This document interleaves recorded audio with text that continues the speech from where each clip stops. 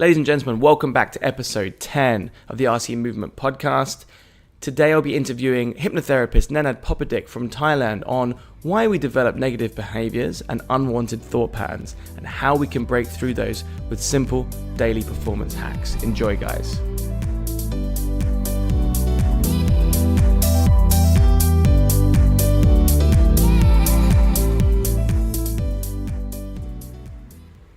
Welcome back to the next episode of Performance Hacks for your life, your fitness, and your business. Today's show is going to be absolutely incredible. It's going to be mind-blowing. It's going to be hypnotic in some respects. Because today I've got on the show a very, very special guest. Somebody who I met around about 2 years ago. Right, yeah. About 2 years ago we met at the NLP practitioner course in Bangkok. Nenad Popadic. Popadic, yes.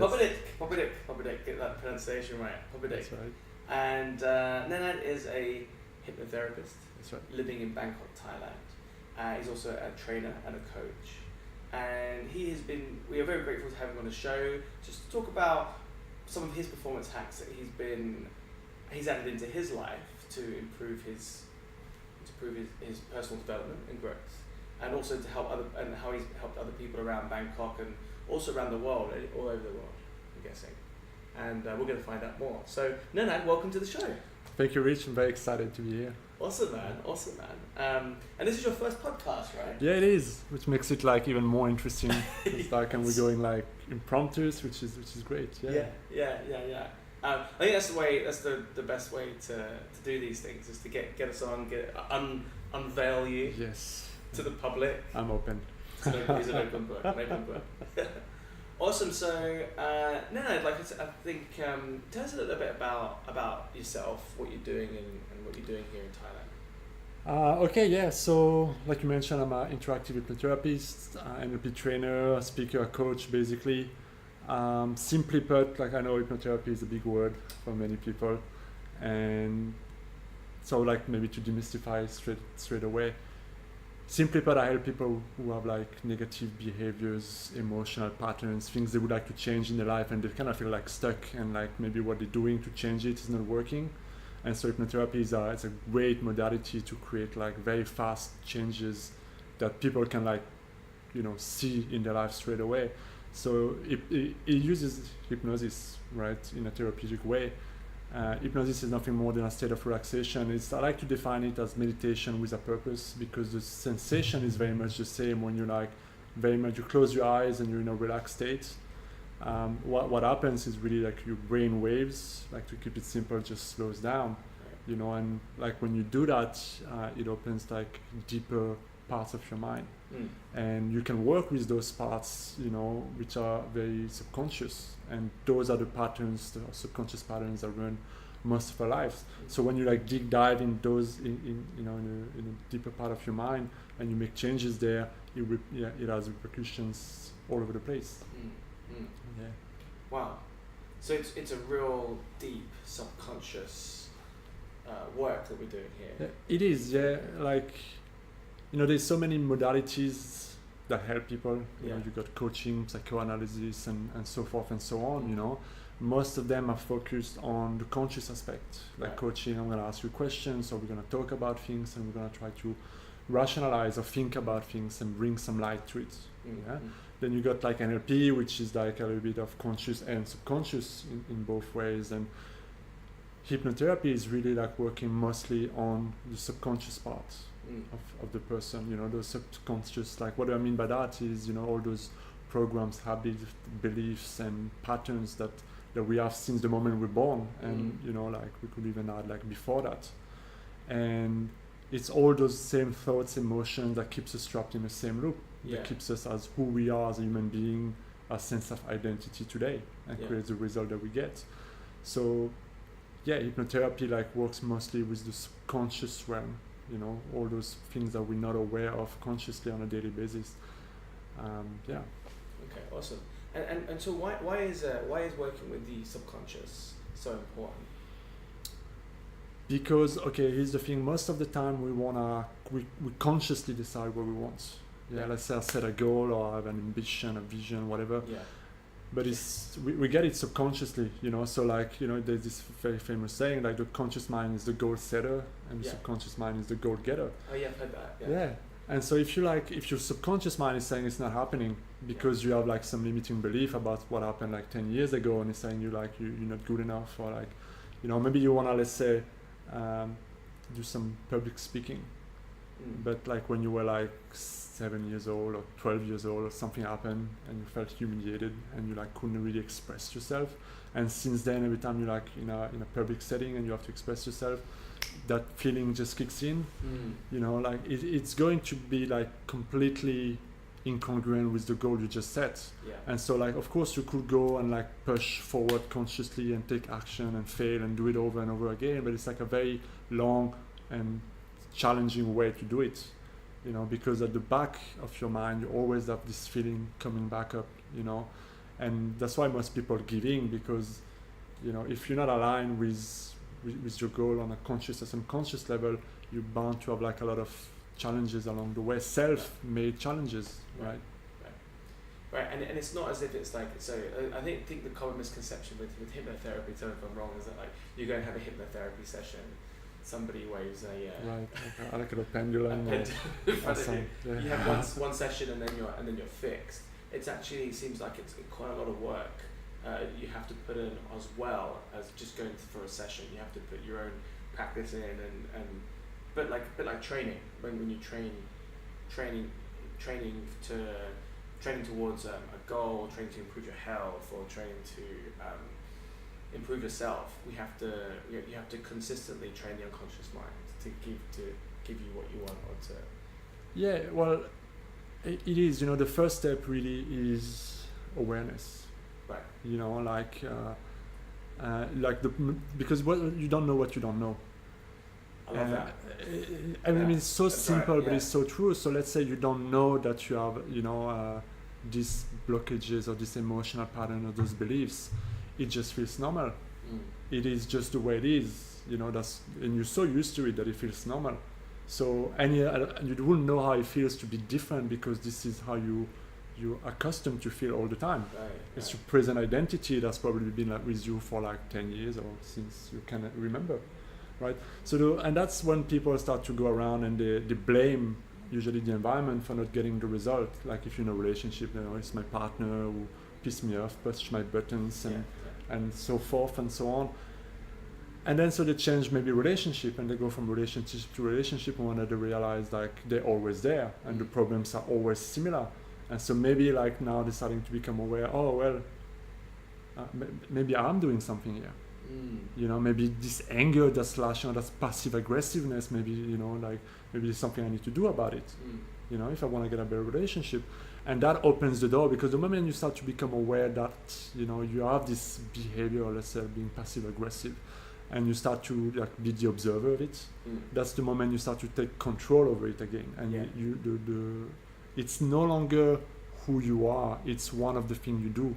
Because when people say I am an angry person, or I am this, I am that, it's very much true. It becomes like and if you really believe and surrender to that, it is so like who you are that you will know the difference. You take it as granted, right? But we forget that we are not just our behavior. We are not our anger. We are not our, you know, good habits or bad habits. We are much more than all that conditioning. You know, and if we learn to be a certain way, surely we can unlearn it and learn to be a different way, right? So that's, I think, the main, and that's what it's the most challenging about change, is to take responsibility for whatever you're creating in your life, and be like, okay, what is it that I do, or what is it that I think or feel, or that creates those results, right? And then how can I go about it to change about it? Wow. So having that level of awareness allows us to almost, like you mentioned, so being the observer, we then able to look at ourselves and ask us the question, are we really, is what we're doing really who we are? And I mean, yeah, because it's so easy to, you know, we condition, you grow up, and, you know, from your 7th first year in life, you're like a sponge. Right. you don't have this conscious ability to analyze, criticize, and like reflect on what you see. You see your parents do a certain things and you just copy that. Then you go to school, your family, relative, and you just absorb all of those informations. And most of them are really good because they give us certain values, certain way of doing things that we don't need to really think about anymore. But some of the patterns are not really serving us anymore. Maybe they did at some point or not, and today like they're not working for us anymore. And like maybe in some cases, if we stay on like the relationship things, how was the relationship between your parents? What kind of problems they had, how did they give love to each other, how did they give love to you? That's how it will be your way of receiving and giving love, which will shape and impact so many areas of your life, like every relationship basically. But it could be also about money. Was money the root of all evil at home, a taboo subject, and that will also like make you like think about money in a very different way. So if you want to raise your income and like make more money, but really you believe that it's bad to have it, you have this guilt thing about like making more money, and you sabotage your effort, or you make more money and then it will disappear somehow because something will happen, right? So it's all those things that we get conditioned to believe about life, about ourselves, about who we are, and religion is huge and all of that, which makes us see life as we see it today. And that's why nobody sees life the same way. If you have siblings, and I know me and my brother, like even though we went to the same school and we are some of the same friend, and we're only like 2 years, there's only a 3-year gap. We have a very different personality and very different ways of seeing at things, So imagine like somebody growing up on the other side of the country or a different side of the world, or in a completely different family. For example, they will have a completely different, way of seeing the world, and that's why, it affects us do what we do. Right. That makes a lot of sense actually, because I think when especially if you're an expat living in Thailand or any other country, and you come here, at first your eyes are like wide open. Yes. So many different people to meet and different ways of doing things and behaviours and values. Yeah.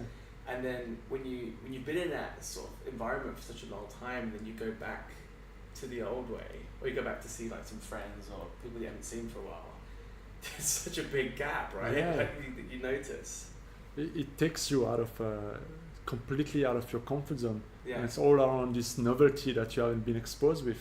Yeah. But that soon enough becomes normal. And then you go back to the old environment on holiday maybe or whatever, and you feel like, whoa, things are so different. Yes. And like and people are still in their own ways, having the same conversation, going to the same place, like the same group of friends and so on.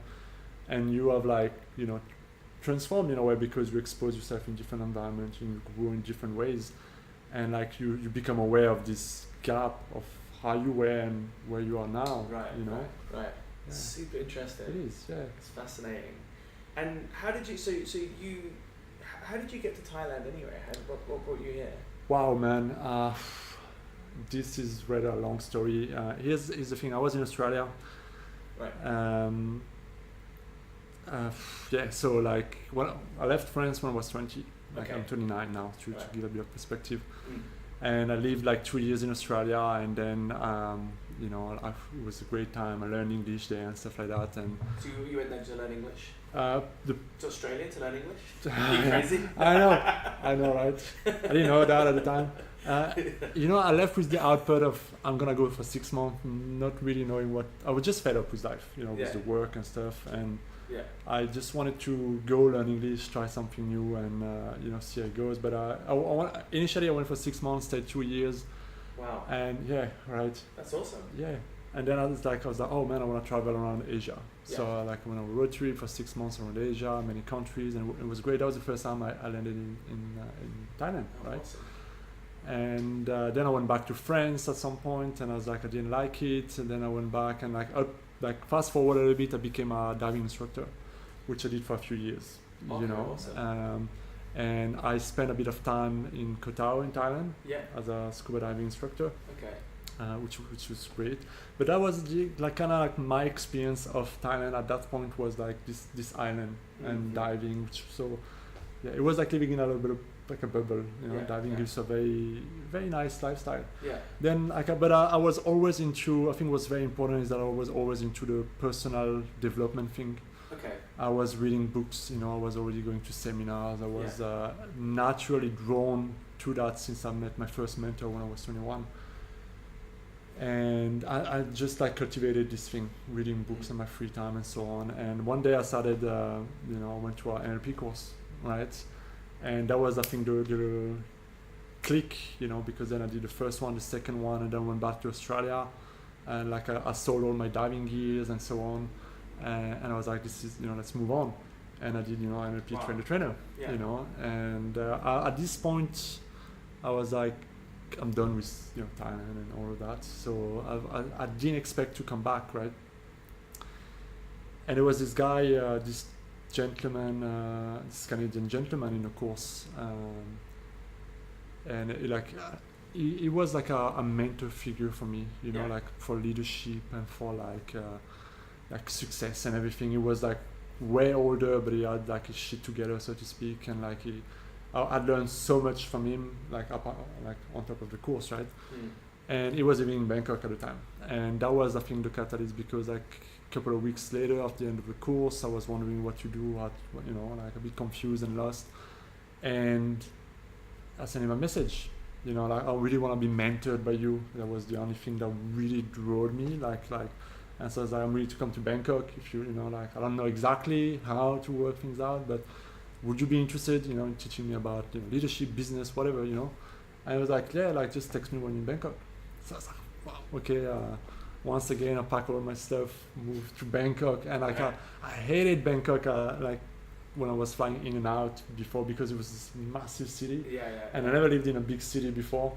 So it was this huge thing, you know, and turned out like I like it now, you know, like I adapted very fast.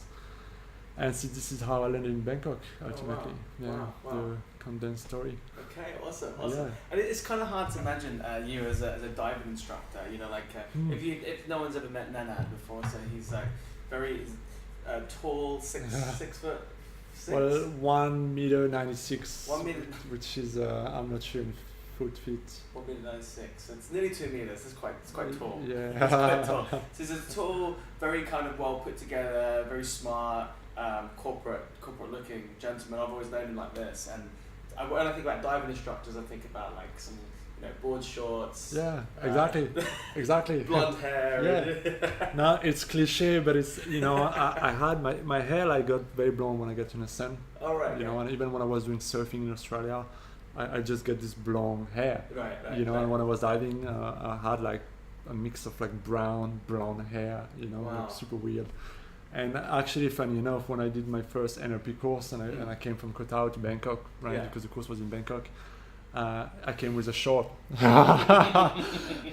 t-shirt. Like, I think I had some shoes on though, some sneakers or whatever. Yeah.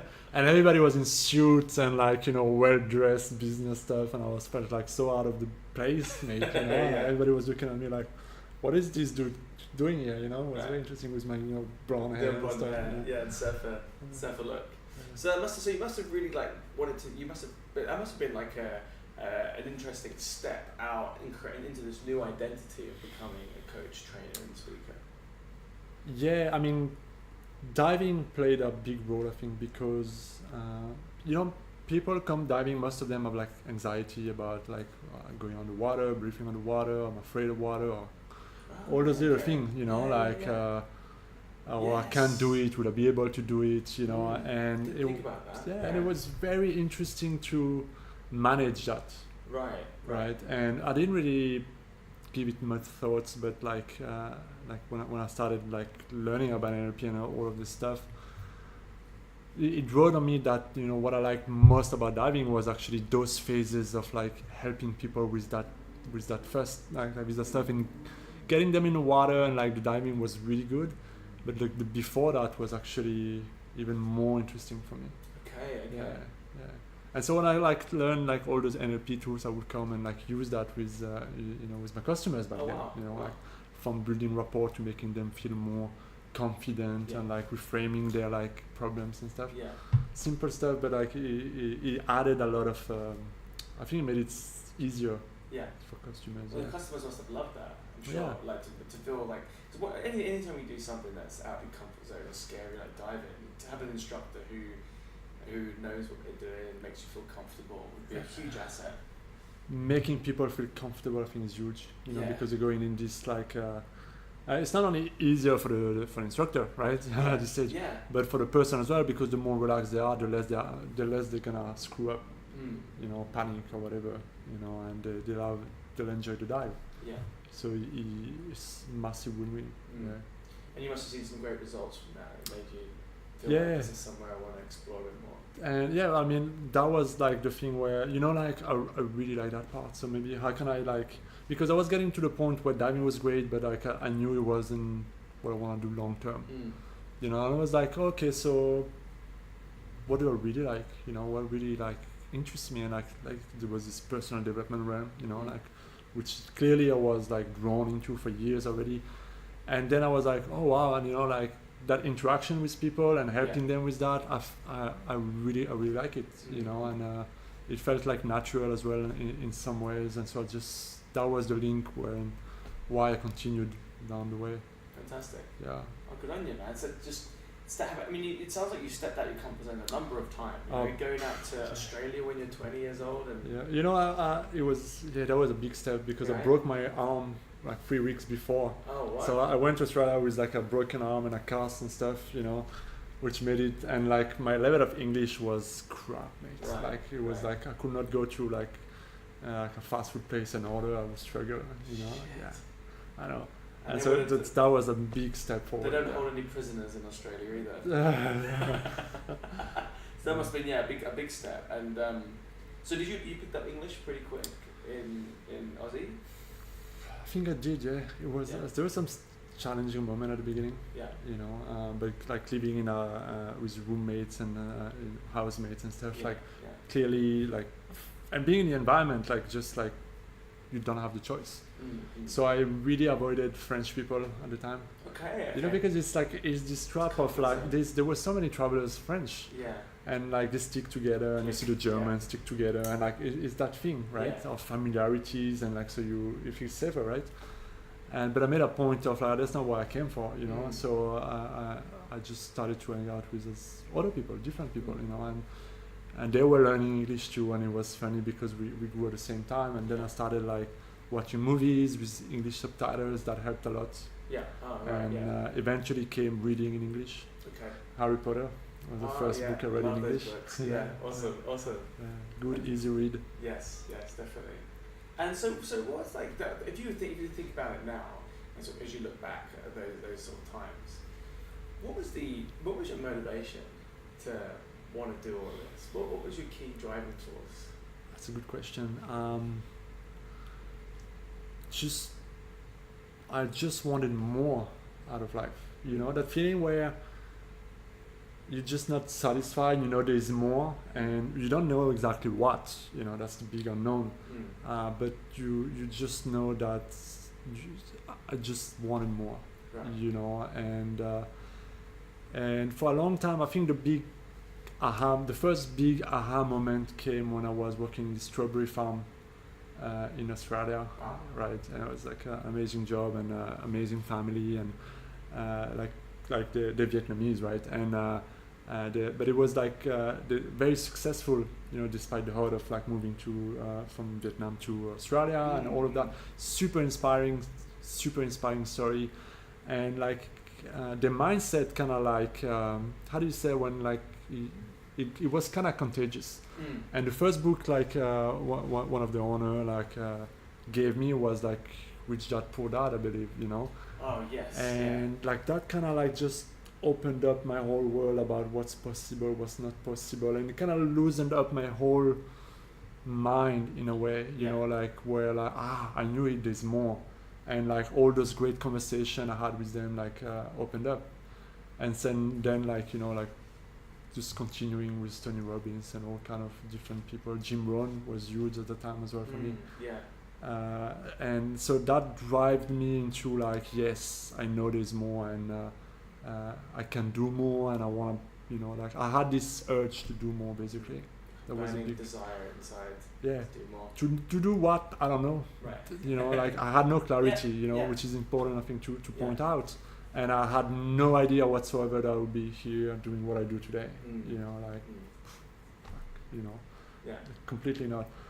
But I just followed it, intuition, and you know, just taking, you know, jumping That's many awesome. times. So what's important there is that not necessarily, you didn't necessarily know exactly what you wanted to do, just, you know, there was something else. Yeah, I mean, I think those people who know clearly what they want Yeah. from a young age are super lucky, I think. But for the majority of people, including myself, that wasn't the case. You know, I did 4 years apprenticeship when I was before Australia and stuff like that. What was in your France, apprenticeship? electricity. Oh, yeah, you told me about this. Yeah. Train, yeah, that's right. And but I didn't like it, you know. And I used to work, and after I got like you know, I graduated and stuff.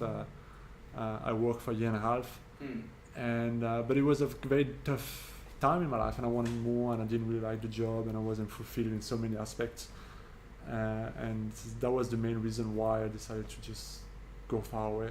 Yeah. Awesome. Never looked back since. Yeah, pretty much. Yeah, I never regretted any of Yeah. it, for sure. Now you spoke about Rich Dad Poor Dad, you spoke about Jim Rohn, you just touched on Tony Robbins and some of these sort of like role models, and your mentor here in Bangkok. Were these who were these like the key people that, the key role models that you had, or the key sort of influencers, or what do you call it? Role models or models that you had, that you were following, that you liked what they did. Is there anyone else in the personal development space that you? There's a lot of people, I guess. Yeah. To not go too wide, I think I got, you know, frankly, I got very lucky because like I told you, I ended up in this strawberry farm, and the story of how I got there is ridiculous. You know, it's really ridiculous. We love a good story. Okay, quickly, like I was before I started. No, because what are the odds? It's surprising. I was working in a tomato farm, you know, in the same city where there's the strawberry farm, and I had my van. Yeah. Right, and I was. Which city were you in? Bundaberg in Queensland. Oh, Queensland. Okay, yeah. You know, they have this famous rum or whatever. Oh, that's right. Yeah, it's really good. Yeah. But anyway, I was like, it's so, because I met this Belgian guy who was living in this house, and the house belonged to the strawberry family, but I had no idea. And it was like this huge house, and there was only 2 people living there, and it was 2 of my friends. So when we arrived in the city, we parked there with the van and my friend. And we started using the amenities of the, you know, of the place, and giving them some money and stuff like that. And it was this our little business and stuff. And before you know it, we were working in a tomato thing, and we were kind of like living in and out of there, right? And slowly the strawberry season started, and like people started coming into the house because they were workers. Like the house was to provide housing for the workers, right? Yeah. And it became tougher and tougher, and but strangely, I would bring like tomatoes and capsicum and stuff to the house, and nobody would say anything. So I would bring a lot of food and vegetable, and they would use it for cooking. Yeah. And in exchange, nobody would say anything to you know, the landlord, right? And one day, like they tell me, yeah, you know, like they need more people working at the farm, right? And so I'm going there to the strawberry. I'm like, yeah, if you need, I'll be willing to give it a trial, you know. And so they give me a day trial, and then they love me, and like I got a job basically, you know. And so this is how I ended up in the strawberry farm, right? But turned out that all along they knew that I was staying there before. Because I had this conversation, you know. I was like, I need to tell you this, and blah blah blah. With a guy, and like he was like, well, we knew you were staying there and stuff, you know. But it was super funny, right? So you were just paying them rent with vegetables and. Yeah, I mean not to the people who were living in the house, not the owner of the house. Right. That's incredible. Yeah. Awesome. So, and like this was like and if this didn't happen, my life would be probably very different, you know. Wow. Yeah. So crazy story. So those guys, Tony Robbins, Jim Rohn, and you've got a lot of other mentors there. And what got you onto the road to And that obviously gets you into personal development and thinking about communication and building rapport and wanting to help people with their own personal growth. Yes. How did that then lead into hypnotherapy for you? Another turn of the dice life, I guess. When I moved into Bangkok, I was assisting at one of the NLP training, and at the back of the room there was the person who became my hypnotherapy mentor.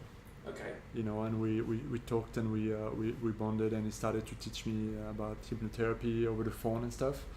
And then he started to develop his own course, his own stuff, and I attended, and we worked together, and he really helped me grow and find my way a little bit as well in this realm of hypnotherapy and coaching and things, because at that time I was a little bit confused, because it seemed to be like a stage of my life where I didn't know exactly what I wanted to do. All of that was super interesting, and I was loving everything, but I didn't know do I want to do NLP training? Do I want to do coaching? It was super confusing to figure. And then hypnotherapy arrived, and it was so much to process. And naturally, almost I don't know, it was meant to be, just life brought me to more of the hypnotherapy side, and I felt more in touch with it and intuitively connected to it. The way it works and so on. This is how this is the story. So how you got into it, and then what are some of the problems that you can solve for people with hypnotherapy? What are some of the cases that you help people with? Look, you can touch on so many things, and that's what's really incredible. Things like stop smoking. Let's say people they smoke maybe for 10 years and so on, and they want to stop smoking. You could change that complex behavior, right?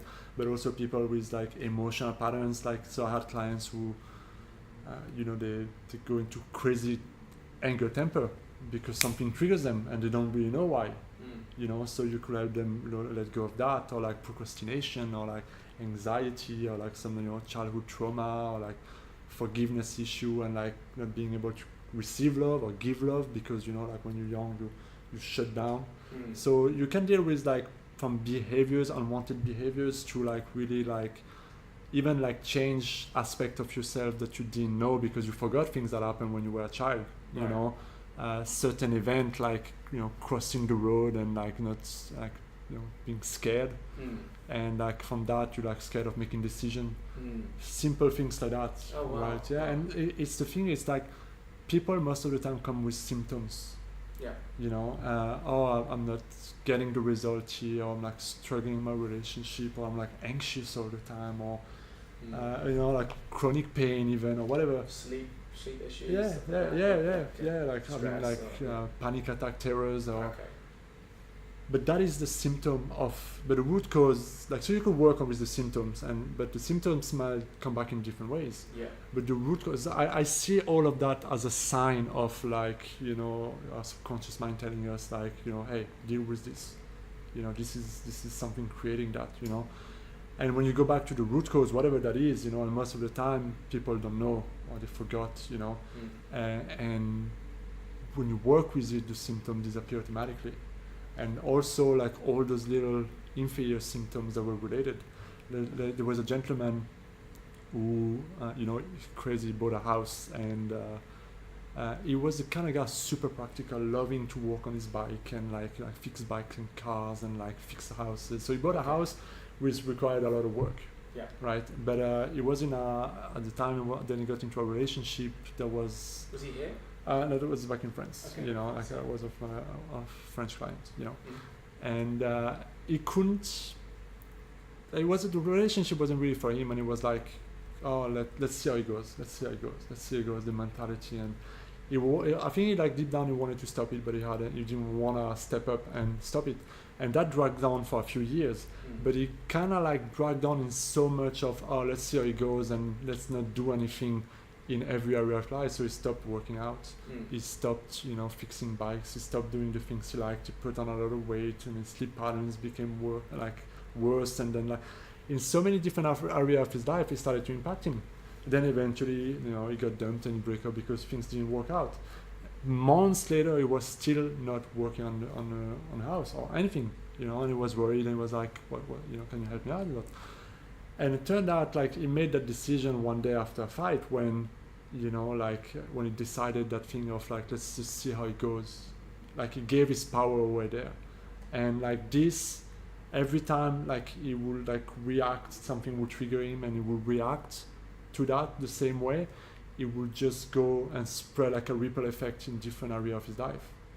And like it started to affect everything in so many different ways, you know, from like working out to diet to lifestyle to not even like wanting to work on things you really, really love. Wow. So he let go of that, you know, like you get credit for that, right?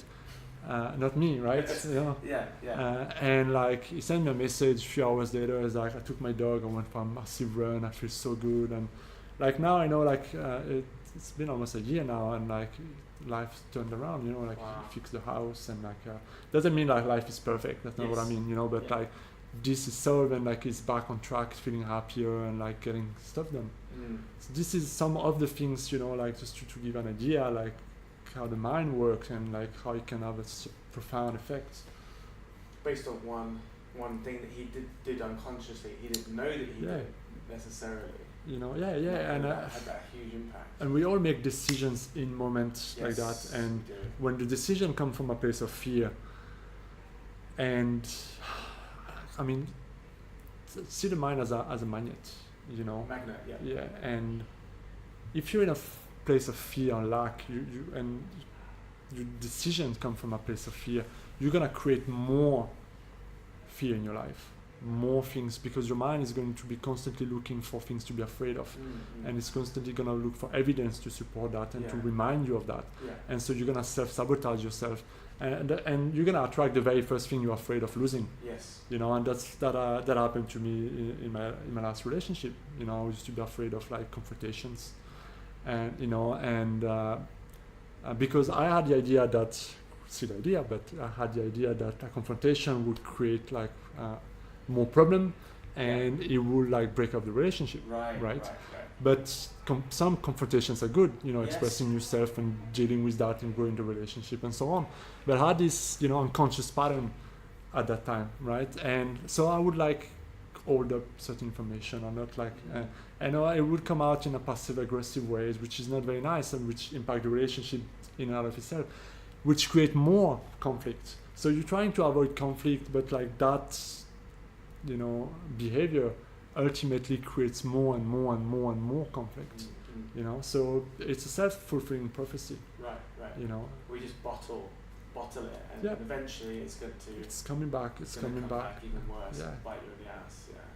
Well, and I think there's so many of us that go through those same patterns, but in maybe different situations. Nobody, you know, and that's the thing. Like life is constantly changing, so you might have like patterns right now that are good for you, but it's not necessarily good for you in 5 years, because if you're a different person, different goals, or like you're growing in different ways, you might need to expand that again, you know, to change that in some ways. I just want to go just to touch on what you mentioned about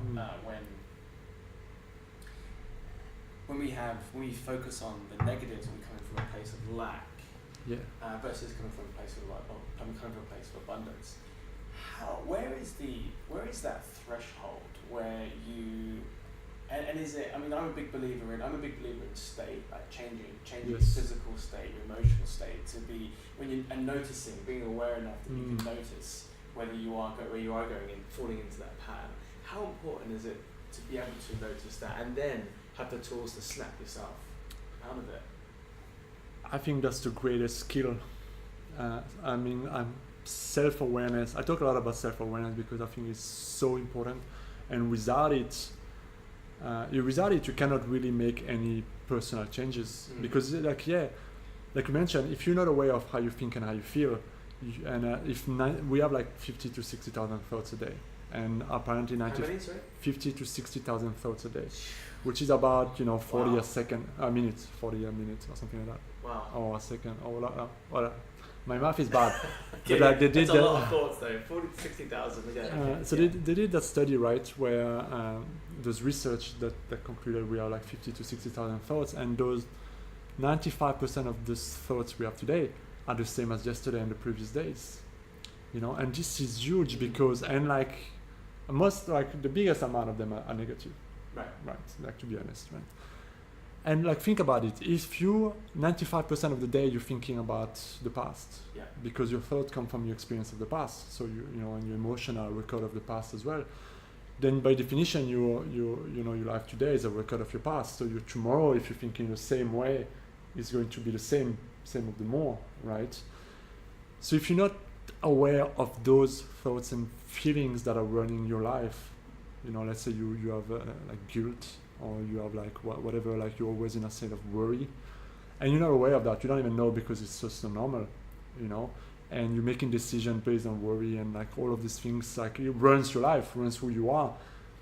Imagine like 5 years from now, you're still gonna do the same stuff, Yeah. because it's running your life. Mm. So this is when you become aware, oh, okay, this is how I feel, this is how I've been feeling for a long time. So you don't want to judge it, it's just the way it is, right? And you start to become aware of the certain thoughts that triggers the feeling, and the feeling then triggers even more thoughts. Mm.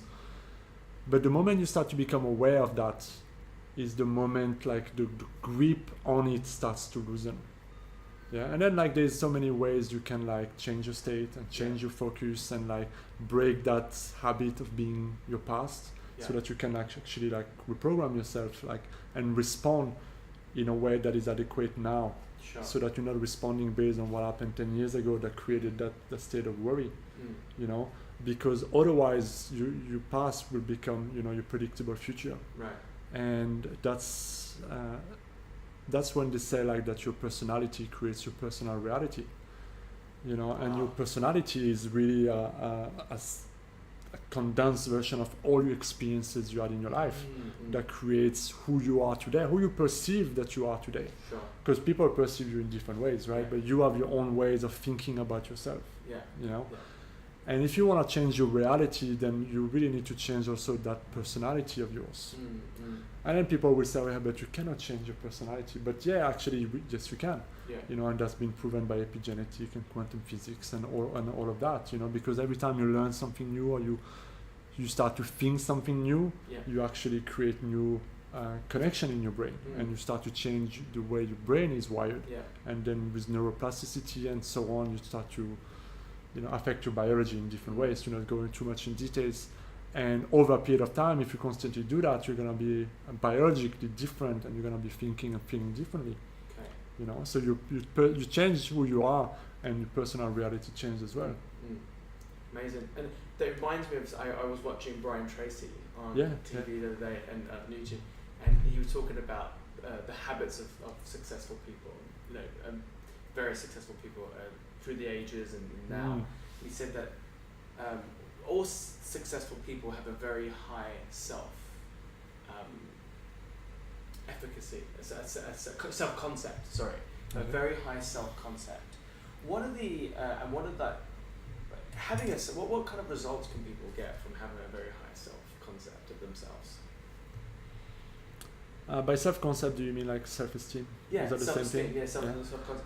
They conceptualize themselves in a very high manner. They believe themselves to be intelligent. They believe themselves to be attractive. They believe themselves to be influential. Yeah.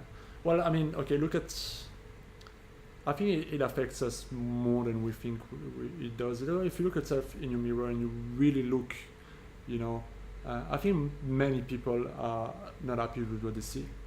Right. You know, are you too fat? Or Yeah. this is not good enough? Or you're too white? Or you're too tan? Or you're too whatever? You know, you're too much of too much, or not enough, or whatever. Right. Limiting beliefs. Yeah, but imagine this. If you yourself don't see yourself as worthy and like capable and like deserving in certain ways of your love and your appreciation for who you are, even if life's not perfect or whatever, it's gonna affect how you show up in life, what you do, the way you think, your interaction with people, you know, the relationship you get into. You know, you're not gonna go approach that woman because you feel like she's not gonna like me anyway, because we're not on the same level or whatever.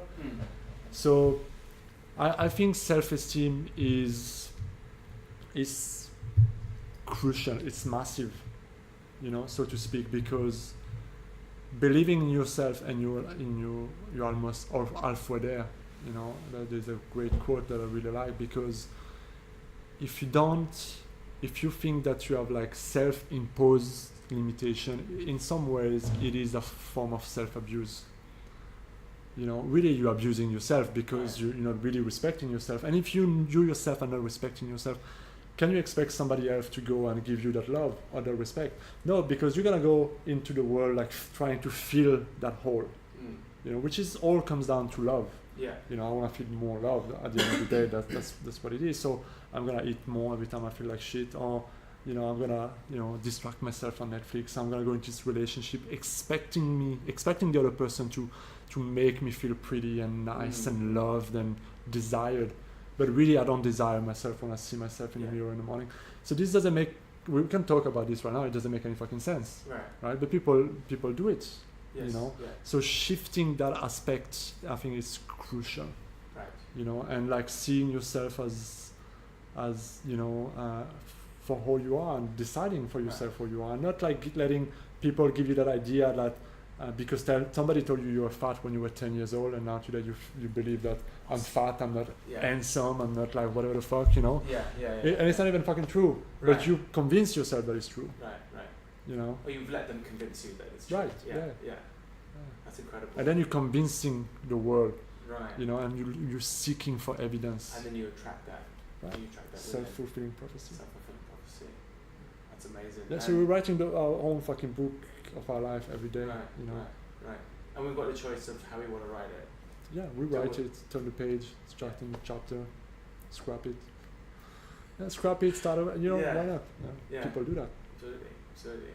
And when you mentioned about sort of our personality creates our own personal reality, there's this a lot of people are talking about authenticity now. We're talking about that ability to be authentic, the ability to be authentically us and authentically who we are. And I think a lot of times, because of society and the rules that have been rules that have governed our childhood, or govern our careers, or govern who we are, we tend to start to filter our personalities a little bit. How important is it just to be? Do you think it's just to be authentically you, with no filters, no limitations, and be yourself? I think it makes life more interesting, more real, more connected. Not only because you'll have deeper relationship, you know, and stuff like that, but also because you'll have a better sense of self-esteem. And I think it's hard to really, like, you know, I mean, what is authenticity and what does it mean to find yourself? And we're always in the process of changing and growing as well. So I think like who you are today is not also who you're gonna be tomorrow. That's right. Yeah. So you don't wanna like find it in this cliche of like wanting to remain but it's who you are. I think when you're completely present in the moment and you just allow yourself to be, you know. I think that's what speaks loudest. Yeah.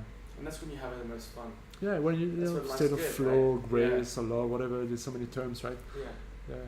You're just not worried about what people will say and how they would judge you, and like you're just there. And you're not thinking about the next thing or analysing what's happened in your head. It just comes out naturally.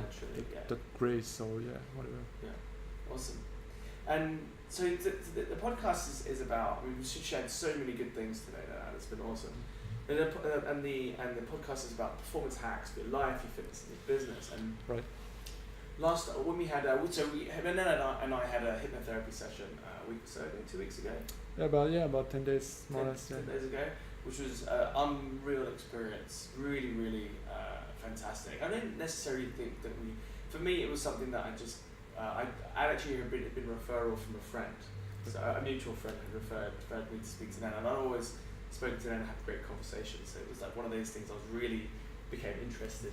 It was just one of those, I was super curious and I wanted to find out more. I love learning about the brain, the mind, and why we do what we do. So it was a fantastic session. And during that, just after that session, you mentioned about something that you've been working on, like a behavioural tool, or Okay, yeah, like what I do in my meditations. You mean? Was that Yeah. It was in meditation. You talked about sort of like it was like behavior, identity. Oh, right. Yeah. Yes. So basically, simply put, it's a simple model where Okay. we all get certain kind of results in life. Right. Simply put, and sometimes we don't like the results, right? But every behavior that we have, every action we take creates a result, whether we like it or not. Even if we don't take action, we still get a result, right? So it's whenever you want something, we want to achieve a goal, better relationship, whatever, it's a form of result, right? And actions creates result. Most of the time when people don't get the result they want, they will start to find a different approach, or they give up, right? It doesn't work. Or they will do it over and over and over and over again until it works. And when that doesn't work, they're like, maybe I need some skills or some abilities, right? So I'll go to a seminar, I'll read a book, I'll ask a mentor, I'll go get a university degree. Really, I need to learn something so I can change my behavior and then act out and get a different result. Yeah. Right. That can work. That is where people start to see small changes happening in their life. Maybe like they go to see a personal trainer or a nutritionist that tells them how they can lose weight to be in better shape, and then like the action change, the result change, and sometimes, and sadly often enough, they revert after a while. They get the result they want, and then the behavior comes back to normal, right? And then they're wondering, and they're starting all over again. That's right. That's happening. Yeah. And so underneath all of that is what we've been talking, is all those subconscious patterns. Yeah. We have like so many habits, we have so many beliefs, so many like emotional patterns, past experiences that act out directly on our abilities and our behaviors. So if we talk about the person who thinks they're fat or ugly, and imagine you have a belief that you're ugly because your dad told you that when you were 10 years old, and it was a big deal, and you forgot about it, right? And because you're ugly, how do ugly people look? Well, they look fatter, or they don't take care of themselves. So that has a direct repercussion in many ways on the behavior they had and the result that they have. Because the result they're gonna see in the mirror is that I'm not beautiful, I'm ugly, right? So they can go on wanting to change that, and they take like a beauty course and personal trainer and like surgery, whatever. At the end of the day, they still feel like I'm ugly. Yeah. Right, they can't change that, and they put back the weight, and they still sabotage all the result, because that belief and the emotional charge behind the belief, that maybe that lack of love because of what happened, or like whatever it is that they felt, is so like tapped into the neurology that it's driving them unconsciously to create the thoughts, the emotion, and the behaviors there. So as long as you're not changing that sense of, like we could say, identity, that's really driving, that the personality and creating that personal result that we talked about earlier, you're gonna repeat the same patterns over and over again. Yeah. And that's where hypnotherapy and so many other modalities for that matter come super handy, because you go directly. You're not only working on changing the behavior that will be the symptoms. This is what I do that gets the result, but we're working at the root cause. Yeah. What is it that's preventing me from acting out this way? What patterns do I have at the subconscious level that keeps me like sabotaging all my results, all my efforts, and I'm reading 50 books and I'm still getting like stuck. So, and if that's the case, then it's probably something at the subconscious level, something that most of the time we're not aware of, right? But that's there, and that's holding us, and it's there to be lifted. Yeah. Well, I can tell you that I can vouch for that, because after our session like 2 weeks ago, I didn't know what I didn't know, like you mentioned earlier. I didn't know what I didn't know, but like after that session, it was definitely something massively shifted, and since then, I mean, it's only been like 10 days, but since then there's been that massive like subconscious shift, and I can't put my finger on exactly what it was, right? Logically or consciously, but yeah, I definitely felt something. Yeah, and this is the thing where it doesn't even matter if you consciously can rationalize it, because this is Yeah. very much a part of it's our conscious mind which really need to rationalize everything, Rationalize it, right? analyze Make sense it, of it, give it a yeah. why, a reason, and so Right, on. right. But Prove it. yeah. But it's just such a small part of our life, Yeah. you know. And but underneath all of that, you know, once it's gone, what is changed is it's irrelevant, you know. And you know, well done for that, you know, because I think that, and I think it's very important. It's like I don't create the change in my clients, you know, they create the change in themselves. I guide them, and I think I mentioned it because it's super important that people find this self-power in themselves, because otherwise you're always giving up your power to I need more help from different people, and it's fine because people are here to help you. Okay, you can ask for it, which is great, but you have to realize that the power to make the decision to change and to let go of that or whatever it is between you and you only. Absolutely. You know? Yeah. And people need to know that, Yeah. right? Because that empowers them so much. Dramatically. Yeah. Yeah. Because then they can do all kind of other changes in their life. Absolutely. Yeah. That's huge. Yeah. That's awesome. And what is what's one thing that you, thanks for sharing that as well, that's awesome. You're welcome. Really good, really interesting perspective. And what is one performance hack that you have in your life that you can't live without? That's Meditation. Meditation. Straight. Like, it's so big for me now. Yeah. And I get it, you know, meditation is I can't meditate, I can't sit still, I can't shut up my mind, the voice, you know, I've been there, I know exactly you know where that comes from, you know, but this is exactly why people need to do it, you know, because they can't shut off and sit down without the body telling them we need to do something, we need to think, there's so much to-do list, right. You know, you should be on your car getting shit done, you know, and this is your programs, all those habits. You can't fucking sit still and enjoy the present moment without being bombarded by all those things you need to do, you know, the guilt or the anxiety or those, and this is where you start to become aware of all those stuff, and like you can observe yourself and be like, whoa. And then when you observe yourself, you start to realize that you're not all of that. And when you can just sit your body still and be like, I'm gonna sit you down through that and be quiet, and I'm not gonna move until I get to that stage, amazing things start to happen, you know, and like you're bringing all that energy back in you, and it just opens you up. And it's so, and I know it sounds esoteric and rah-rah, but if you know, there's so much, we could go on the whole science behind it and so on, but it would be huge and long. But it is. We can do that on the next episode. I'd love to, But meditation, and start with 2 minutes, 5 minutes, if you know, and you already feel the benefits. I do twice a day, minimum 30 minutes, which is mostly like 40 minutes. So awesome. For more than a year now. And so I've had to adapt my schedule. I had to wake up earlier, watch less Netflix, so I have more time to. And it's like, fuck, man, it's like I would have thought I would wake up earlier to meditate and stuff. Wow. But it had such a big positive impact on me that I gladly do it. And what's the impacts that, just quickly, what are the impacts that you've felt? One of the best impact was self-awareness. Feeling more like that.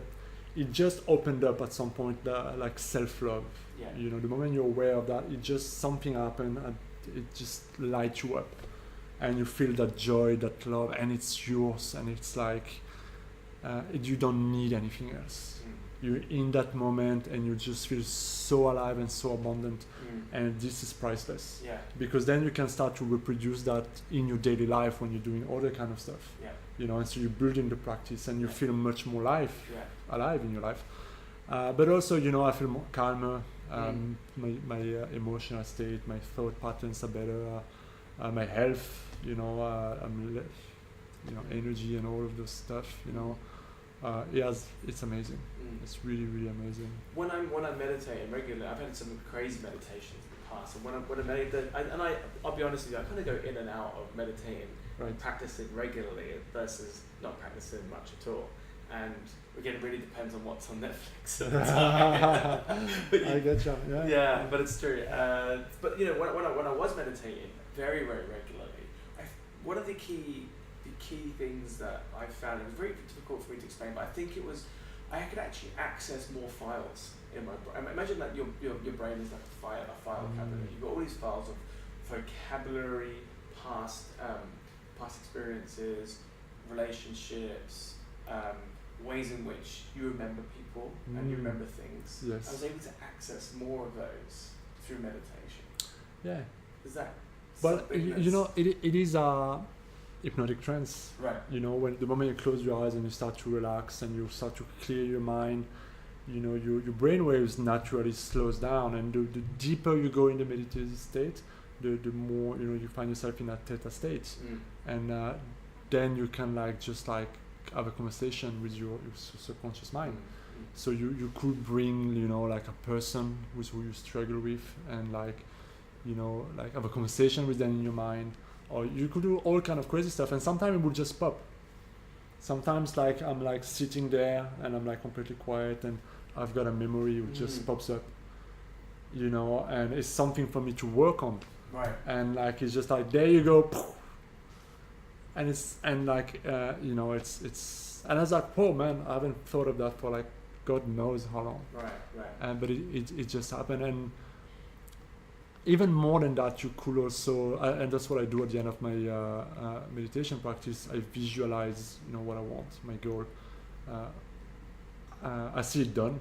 It's really important. You see it done with a state of gratitude, and that primes yourself and primes your subconscious mind to, you know, to get that. Yeah. You know, so that's a great way also to reprogram yourself consciously, whether you see yourself behaving in a certain way, or, you know, whether you see yourself slim, or you see yourself with money, or you see yourself with just happier, whatever you want. See itself as done, feel grateful for it, and then just at the end say thanks and let it go, and go back to yourself. Yeah. Wow, incredible. No wonder that you like to spend so long in those moments. I remember when I was meditating, I'd just be I would be excited. Yeah, it is. I get to the day and be right, phone off, get in, close the door, sit on that little meditation chair there, and cross legs, and I feel like I was at home, you know? Yeah, I mean, it is a practice of it can be addictive, I guess. Yeah. I guess it's one of those good addictions. Yeah. Because definitely. Look, I vouch for it, because I see the amazing effect it had on my life. Yeah. So I'm not here to convince people to do it, whatever. There's so many ways of getting, you know, hacking yourself and so on. But find yourself what works for you, and really and give that time to that. But find something where you're nurturing yourself from the inside, because once you do that, and once you start to feel really, you connect with yourself, and you start to peel the onion and letting go of those thoughts that you have, and seeing yourself and feeling about yourself in a different way, and your personal reality will start to match that. Right. And beautiful things unfold from there. That's incredible, and the results are there. Yeah, and it's the same when you work out. You know, some people go to yoga, and they're you know, they go into a pose and they just start to cry. You know, and it's very interesting, because yoga, when you go into those the warriors and those are in certain ways a geometrical position, you know, like a mandala, and meridians are aligned in certain ways, and it just triggers you, you know, and you got all that stuff that your body's been carrying that just floods out. Right. You know, so find that thing where you can just nurture yourself from the inside, and you know, and make it a priority, make it non-negotiable. Yeah, I think it's important. Awesome, Nenad. Well, man, it's been so. We've been going for an hour and 5 minutes now. Wow. It's awesome. But I mean, it's been. I think we definitely get an episode. If you're up for it, would you like to definitely, come on for episode 2? I'd love to. We've got tons more. I think we just literally scratch the surface. Scratch the surface today, and I hope everyone's had a great takeaway from this session today. I know I have. Thanks for coming on, Nenad. My pleasure. It's Thanks been for having great me. having you on. We'll get you on for episode 2 as well. I'm looking forward to that. Thanks everyone for jumping onto the show.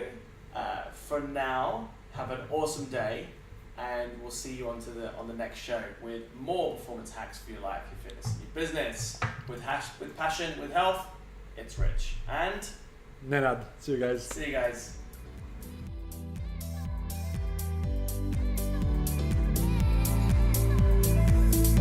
Thanks again for tuning in, everyone. I really appreciate you taking the time out to listen to some of these incredible speakers and some of this amazing content that we've had over the last few episodes. I can't believe we're on episode 10 already. These shows are flying by. And if you've enjoyed some of the sessions over the last couple of months, just go ahead and give us a 5-star review on iTunes, Spotify, and Android. The more reviews we get, the higher search we get, and more people can get some of these incredible performance hacks for their life, their fitness, and their business to take them to the next level. So don't forget to spread the joy, spread the love, guys. Appreciate you as always. Catch you on the next show.